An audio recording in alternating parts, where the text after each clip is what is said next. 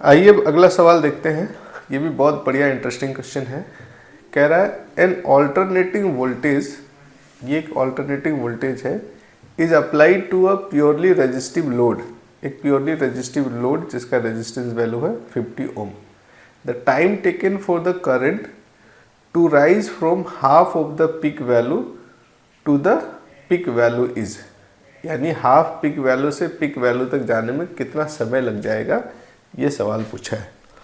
अब एक चीज़ आपको बता दें, ये एसी का सवाल है, ऑल्टरनेटिंग करंट जो पढ़ना उसमें एसी वोल्टेज और एसी करंट में कुछ रिलेशन होता है। करंट जो होता है वो V बाई आर होगा अगर प्योरली रेजिस्टिव है, अदरवाइज V बाई जेड होता है। पर अगर जेड होता है आर के जगह पे तो दोनों में कुछ फेज डिफरेंस आता है, यहाँ फेज डिफरेंस का भी कोई मामला नहीं है। तो I का जो एक्सप्रेशन होगा, ये V का जो एक्सप्रेशन है उसी को R से डिवाइड कर देंगे। ये 2 by R into sine 100 pi T, right ना। तो अब इसको एक पहले आपको फॉर्मूले से सॉल्व करके आपको दिखाते हैं, फिर एक और तरीका है जिसमें हम इसे एसएचएम से कंपेयर करके इस क्वेश्चन को सॉल्व कर सकते हैं। तो फॉर्मूले से अगर बात किया जाए तो ये इक्वेशन कुछ ऐसा है, I is equals to I not sine 100 pi T.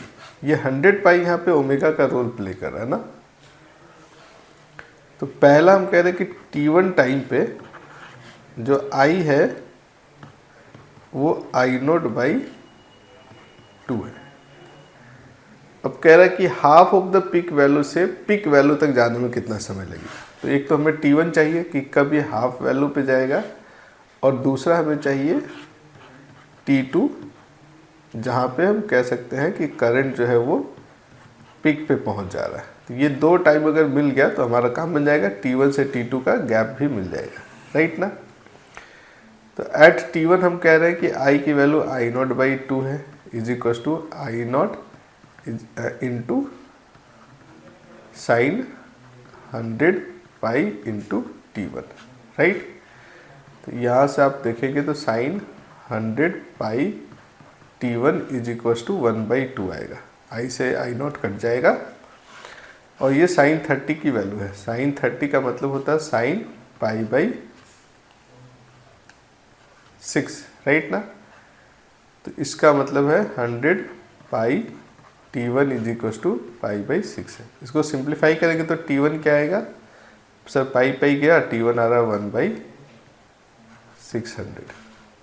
इसी तरह T2 पे अगर बात करें तो ये I की वैल्यू आई नॉट हो जाएगा, दूसरी तरफ आई नॉट साइन 100 पाई T2। ये आई नॉट से आई नॉट कटा, यानी sine 100 pi T2 is equal to आ रहा है 1, और साइन 1 कब होता है, जब साइन थीटा की वैल्यू π/2 हो जाए। तो इन दोनों को जब आप कंपेयर कीजिएगा तो आपको T1 की वैल्यू भी T2 की वैल्यू भी यहाँ से मिल जाएगा। 100 pi T2 is equal to आ रहा है π/2, राइट ना। T2 की वैल्यू कितना आया 1/200, पाई कट गया 1/200।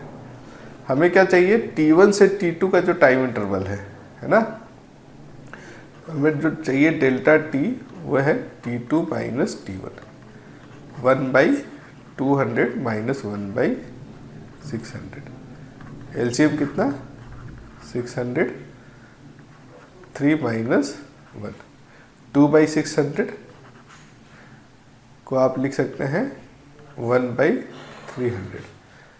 मिली सेकेंड में लिखना है, ये तो सेकेंड हो गया, मिली सेकेंड में करेंगे तो 1000/300, या ये 10/3 मिली सेकेंड। 10/3 मिली सेकेंड मतलब 3.3 मिली सेकेंड। सही वाला आंसर क्या होगा इसमें, 3.3 मिली सेकेंड इसमें सही आंसर है।